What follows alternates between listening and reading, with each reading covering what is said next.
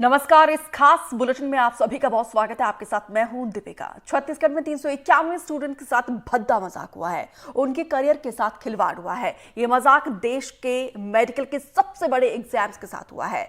NEET के exam में छत्तीसगढ़ के बालोद में बच्चों को गलत पेपर थमा दिए गए। 45 मिनट तक बच्चे गलत पेपर से ही एग्जाम देते रहे। ऐसा बालोद जिले के 2 सेंटर में हुआ है। 45 मिनट बाद बच्चों से पहले दिया हुआ पेपर ले लिया गया और फिर नए क्वेश्चन पेपर्स दिए गए। फिर से उन्हें नए पेपर को सॉल्व करने को कहा गया और ऊपर से एक्स्ट्रा टाइम भी नहीं दिया गया है। ऐसी लापरवाही पहले शायद ही कहीं हुई हो। एनडीटीवी इस मुद्दे को कल से ही जोर शोर से उठा रहा है। हमारा मानना है इन 391 स्टूडेंट्स को फिर से मौका मिलना चाहिए, क्योंकि ये परीक्षा से जुड़े लोगों के लिए शर्म की बात है, जिनका खामियाजा स्टूडेंट्स नहीं भुगत सकते हैं। आज पूरे दिन हम जिम्मेदार लोगों से लगातार बातचीत करने की कोशिश करेंगे। हम उन 391 बच्चों और उनके पेरेंट्स से भी लगातार बातचीत करते रहेंगे। और आप भी हमें कॉल कर सकते हैं। हमारा नंबर लगातार आपके टेलीविजन स्क्रीन पर फ्लैश हो रहा है, क्योंकि हमारी ये कोशिश है, क्योंकि कुछ स्टूडेंट उनमें से वो भी होंगे जिनका लास्ट अटेम्प्ट होगा, जिन्होंने सालों की कड़ी मेहनत की होगी, लेकिन यहाँ पे मिसमैनेजमेंट के चलते उनका ये एग्जाम जो है खराब हुआ है। वो ना जाने किस प्रेशर से अभी गुजर रहे होंगे, क्योंकि हम सब जानते हैं नीट का एग्जाम कितना टफ होता है, कितना मुश्किल होता है। सालों से स्टूडेंट के साथ साथ पेरेंट्स भी इस एग्जाम को तैयारी करने के लिए बच्चों की मदद करते आते हैं, क्योंकि एग्जाम का चाहे कोई भी एग्जाम क्यों ना हो, एक एक मिनट एक एक पल बहुत ज्यादा इंपॉर्टेंट होता है, बहुत क्रूशल होता है। तो चलिए हम आपको सुनाते हैं एग्जाम के बाद जो स्टूडेंट्स हैं जिनके साथ ये भद्दा मजाक हुआ है, उनकी बाइट आपको पहले सुनाते हैं। 10 मिनट्स रीडिंग का वो भी नहीं मिला हमको। उसके बाद 45 मिनट्स हम लोग को लेट एक्सचेंज कर दिए पेपर, और एक्स्ट्रा टाइम भी नहीं मिला हमको। बाद में 240 को हम लोग को दूसरा पेपर लाके दिए, और दूसरे पेपर में फिर वो सब OMR शीट और वो सब जो बेसिक्स भरते हैं, उसके बाद में पेपर रीडिंग का टाइम भी नहीं मिला। उसके बाद जब पेपर रीड किए उसके बाद जाके फिर क्वेश्चंस, क्योंकि पहले रीडिंग करने का टाइम मिलता है, लेकिन हम लोग को 10 मिनट एक्स्ट्रा रीडिंग के लिए भी नहीं मिला। फिर उसके बाद जाके हम लोग पेपर अटेम्प्ट करना चालू किए, तो मेरा ओवरऑल 100 क्वेश्चन ही बन पाए इतने देर में। अपन को 2 बजे पेपर मिला और 2:45 को हमको दूसरा पेपर ला के दे रहे हैं। अब दूसरे पेपर का सील खोलना, उसमें OMR बनना वगैरह वगैरह, नाम भरना। 3 बज गया। 3 बजे से हमने दूसरा पेपर बनाना चालू किया और 5:20 को ही हम उसी टाइम पे हमसे पेपर ले लिया गया। हमें 1 घंटा एक्स्ट्रा 10 मिनट्स रीडिंग का वो भी नहीं। कपिल गुप्ता हमारे साथ जुड़े हुए हैं, संस्थापक हैं neetprep.com के। और कपिल जी, आपका बहुत बहुत धन्यवाद हमें समय देने के लिए। जी ma'am, thank you so much. आप एक बहुत इम्पोर्टेंट इशू को उठा रहे हैं। मैं आपको ये भी बताना चाहता हूँ, same incident in a different format happened also in Sawai Madhopur yesterday, and it happens every year. ये पहली बार नहीं हुआ है जी, and it is quite tragic. ऐसा होना नहीं चाहिए, बिल्कुल नहीं होना चाहिए, क्योंकि स्टूडेंट के साथ जो सालों से मेहनत करते हैं उनके साथ देखिए किस तरीके से यहाँ पे खिलवाड़ हुआ है, उनके भविष्य के साथ भद्दा मजाक हुआ है। कपिल जी, मैं आपसे सबसे पहले ये जानना चाहती हूँ कि नीट के एग्जाम में वो 40 मिनट कितने इंपॉर्टेंट होते हैं? आप समझिए दीपिका जी, इसमें 200 मिनट के अंदर 200 क्वेश्चन पढ़ने होते हैं और उसमें से 180 क्वेश्चन अटेम्प्ट करने होते हैं। जी, और ये जो परफॉर्मेंस है, 200 मिनट 200 क्वेश्चन पढ़ने, 180 क्वेश्चन अटेम्प्ट करने, और इसके बेसिस पे डिसाइड होगा कि आपको गवर्नमेंट मेडिकल कॉलेज मिलता है जिसकी साल की फीस करीब 10 से 50,000 रुपए होती है, वर्सेस प्राइवेट मेडिकल कॉलेज मिलता है जिसकी साल की फीस 10 लाख से 20 लाख रुपए हो सकती है। तो 10 से 50,000 वर्सेस 10 लाख से 20 lakh, so that is at stake. इस वजह से बच्चों के ऊपर जबरदस्त प्रेशर है। एनटीए की तरफ से ये वाली चीजें, मतलब एक लेवल पे तो प्रॉब्लम थोड़ी मुश्किल है। 24 लाख बच्चों ने इस साल नीट का एग्जाम लिखा है। 5,500 से ज्यादा एग्जामिनेशन सेंटर्स हैं। हम 2016 से बच्चों को तैयारी करा रहे हैं। हमने ये देखा है कि इस वाली चीज में कोशिश तो होती है, पर कहीं ना कहीं इस टाइप की इंसिडेंट होती है। जिन बच्चों के साथ ये हुआ है, जी, इट इज एक्स्ट्रॉर्डनरीली ट्रैजिक। ये 40 मिनट बहुत ज्यादा इंपॉर्टेंट है। पेपर जो 3 घंटे 20 मिनट का है, उसे 40 मिनट पहले जनरली स्पीकिंग खत्म नहीं किया जा सकता है। तो इनको फंडामेंटली नुकसान हो गया है। इनका एक ही सोल्यूशन है कि इनका एग्जाम वापस होना चाहिए, और वैसे ही सवाई माधोपुर वाले स्टूडेंट्स का भी। बिल्कुल, हम भी लगातार यही मुहिम उठा रहे हैं क्योंकि स्टूडेंट के साथ न्याय हो। क्योंकि देखिए, अब वो जो समय बीता है उसको तो हम वापस से नहीं ला सकते, लेकिन अब इन स्टूडेंट के साथ कैसे न्याय मिल सकता है, कैसे उनके साथ जस्टिस हो सकता है, क्या ऑप्शन क्या है? ऑप्शन एक ही है मैम, इसके अंदर एब्सोल्युटली कुछ भी नहीं किया जा सकता। यदि एग्जामिनर जो होता है, जो इन्विजिलेटर होता है, उसको ये फ्लेक्सिबिलिटी प्रोवाइड नहीं की जाती है कि आप अपने बेसिस पे, अपने संज्ञान में लेके, अपने डिस्क्रिशन के ऊपर डिसाइड कर लें कि किसी रीजन से कुछ गड़बड़ी तो 40 मिनट एक्स्ट्रा दे दिए। जी। तो आप इन्विजिलेटर की सोचिए, यदि मैं इन्विजिलेटर हूं, मुझे वो हक नहीं दिया गया, तो I have to take the paper back, right? जी। But at the same time NTA एक साल के अंदर 24 लाख बच्चों ने एग्जाम लिखा। आप ये मान लीजिए उनसे 1000 से 2000 के बीच में एप्लीकेशन फी ली जाती है, तो 240 से 300 करोड़ के आसपास फीस, एप्लीकेशन फी ली जाती है टू कंडक्ट दिस एग्जाम। तो जी। जो इस पे खर्चा होगा थोड़ा बहुत, यदि एनटीए चाहे आज आज वो आए, बोले हाँ जिनके साथ प्रॉब्लम हुई है, हमें ये कंप्लेंट्स मिली है सवाई माधोपुर में, यहाँ पे जो मध्य प्रदेश छत्तीसगढ़ में हुआ है, इन सारे बच्चों का हम वापस पेपर लेंगे। दे गिव देम 7 डेज, उनका वापस पेपर लिया, रिजल्ट आना है जून के अंदर, उसके अंदर उसको रैशनलाइज किया और पब्लिश कर दिया। इसके अलावा और इसका कोई सोल्यूशन नहीं है। और ये सारे बच्चे जो प्रॉपरली पेपर नहीं दे पाए, इनका 1 साल या 2 साल खराब हुआ है, ये डिजर्व करते हैं। इनके साथ मतलब सिस्टम में वो एम्पैथी, संवेदना होनी चाहिए कि हाँ, नो चाइल्ड लेफ्ट बिहाइंड बोलते हैं, तो उसी तरीके से आप ये समझ लीजिए, every child should have the same right to be evaluated in NEET exam. It is very very important exam. बिल्कुल। और खास तौर पर जब नीट जैसे एक सीरियस एग्जाम को लेकर समझ नहीं आता है कि आखिर इतनी लापरवाही कैसे यहाँ पे बरती जा सकती है। कपिल जी, आपने जिक्र किया सवाई माधोपुर का और बालोद के 2 केसेस आए हैं। ये सिर्फ 2 केसेस है, 2 एग्जाम्पल है, और आप कह रहे हैं कि ये हर साल होता है। सबक क्यों नहीं लिया जाता है? बार बार ये गलती क्यों होती है? किसका फेलियर है? और ये आपने 2 केसेस का जिक्र ये इस बार किया है, और न जाने देश के ऐसे कितने सारे ऐसे केसेस होंगे रिमोट एरिया में जो अभी सामने नहीं आए होंगे।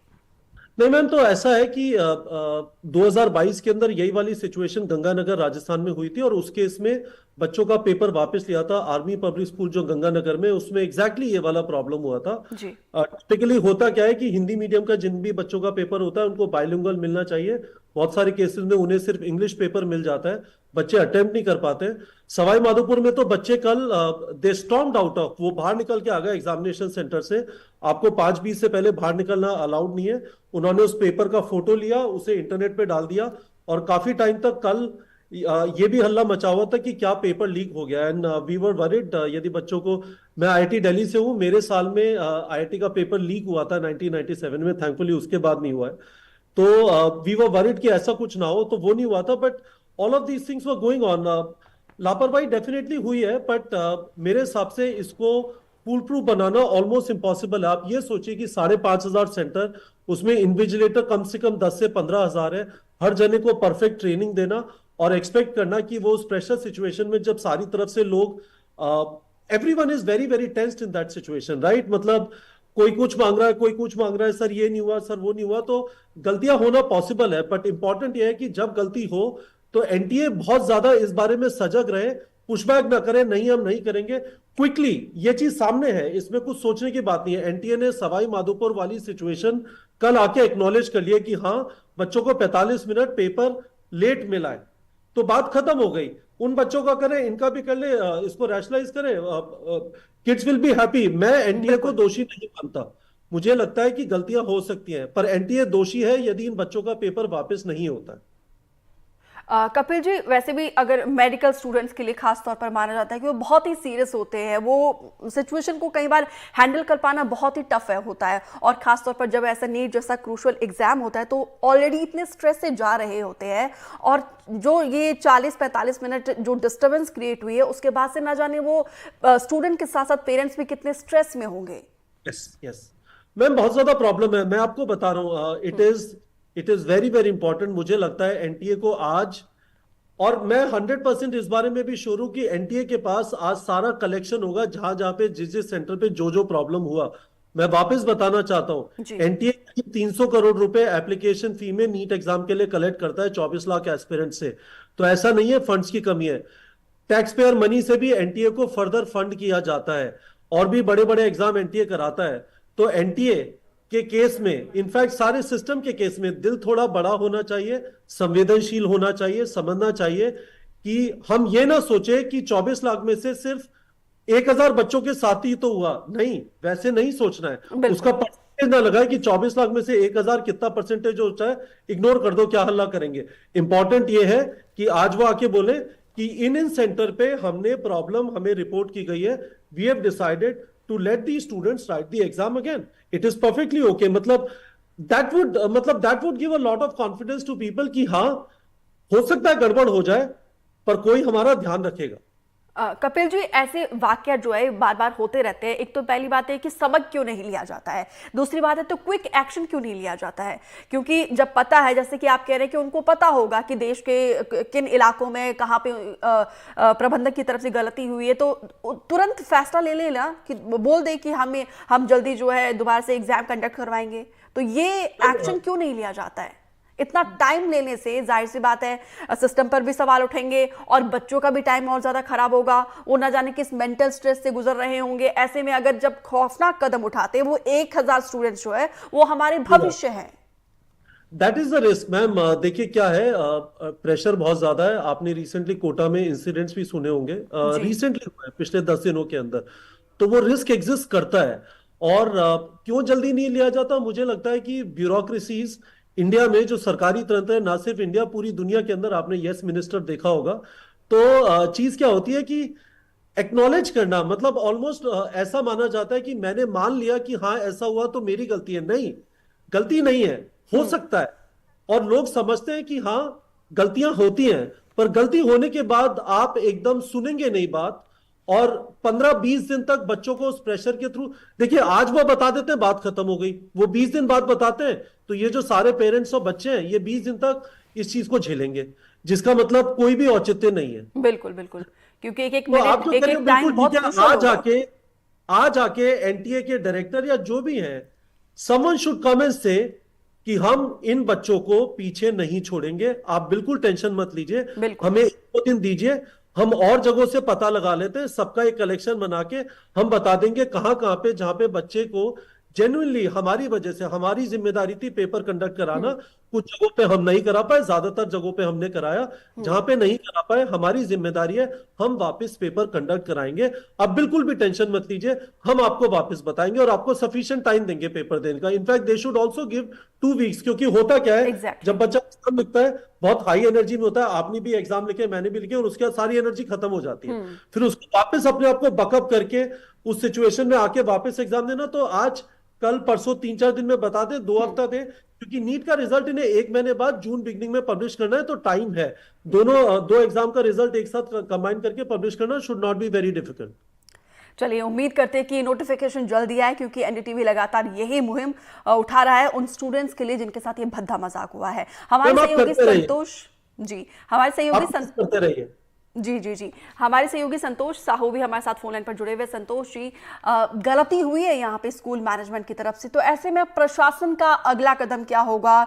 स्टूडेंट्स और उनके पेरेंट्स वो क्या चाहते हैं, क्या उनकी मांगे हैं? क्योंकि कल रात से तो हम देख रहे हैं कि जिस तरीके से उन्होंने हंगामा किया है, जाहिर सी बात है उनका विरोध करना भी लाजमी है, क्योंकि सालों से वो अपने बच्चों को नीट के एग्जाम के लिए तैयार करवा रहे थे, लेकिन जिस तरीके से उनके साथ हुआ है वो वाकई में अनएक्सेप्टेबल है।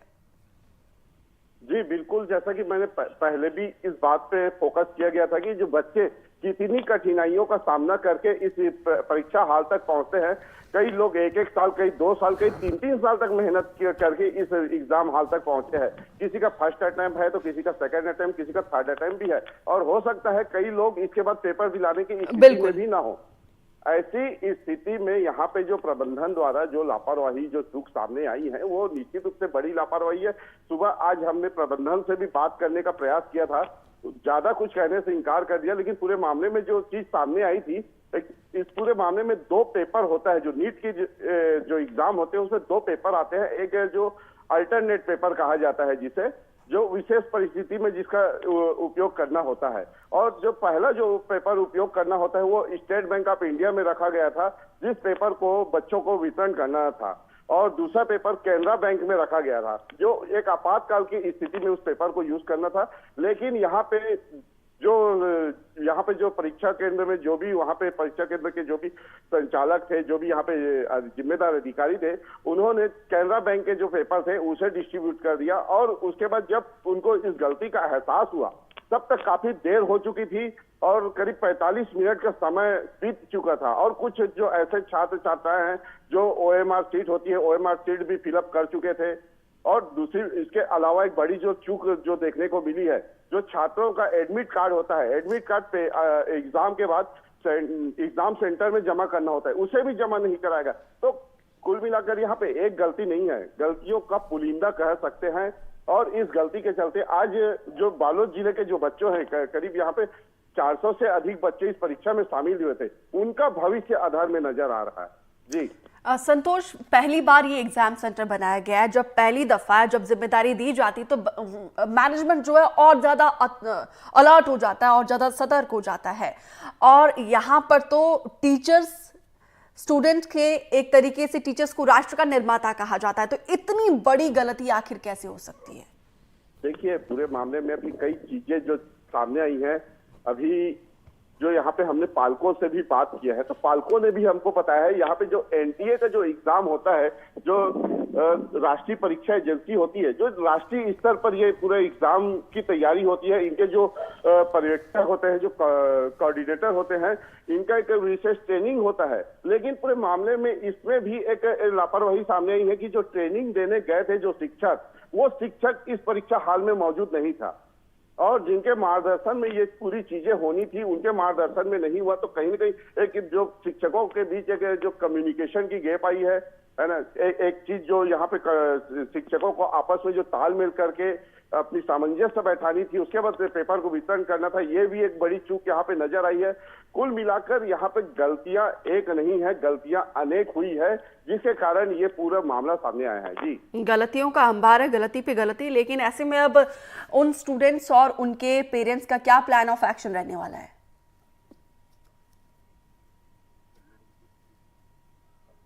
संतोष, क्या आप मुझे सुन पा रहे हैं? जी जी जी, फिर से कहिए। जी, सवाल ये है कि ऐसे में, क्योंकि आप जिस तरीके से कह रहे हैं कि हर स्टेप पर यहाँ पे गलती हुई है, तो ऐसे में अब स्टूडेंट्स और पेरेंट्स का क्या अगला रुख रहने वाला है, क्या प्लान ऑफ एक्शन रहने वाला है? जी, पूरे मामले में हम पेरेंट्स से बात की थी, पालकों के साथ भी हम इस वक्त खड़े हैं और पालकों से इस बारे में चर्चा भी किया। तो पालक जो है पूरे मामले को लेकर नाराज तो हैं, लेकिन नाराजगी के साथ साथ उनके द्वारा जो एक बात जो सामने आ रही है, मामला अगर यहाँ पे नहीं सुलझा तो न्यायालय के शरण में जाएंगे और कोर्ट का दरवाजा खटखटाएंगे।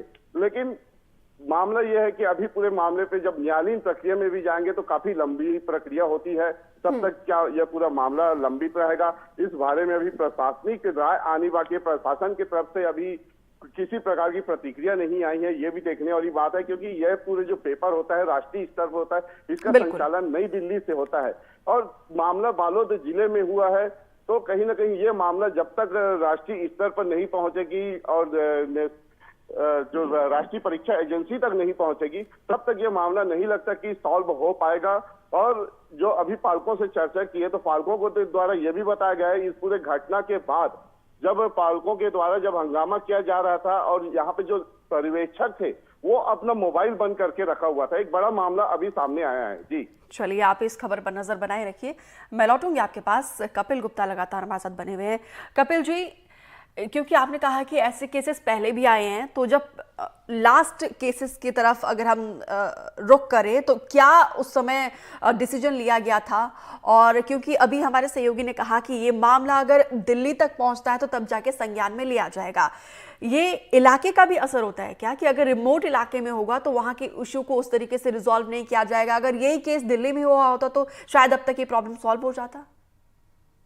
नहीं मैम, ऐसा नहीं है। मैं आपको ये चीज कंफर्म कर सकता हूँ कि ऐसा नहीं है। बालोद के अंदर पहली बार एग्जाम हुआ है जी। पर जिस वजह से, तो जस्ट टू बी श्योर, एक जगह पे ये वाला प्रॉब्लम बहुत ज्यादा प्रोमिनेंट था 2022 के अंदर श्री गंगानगर में।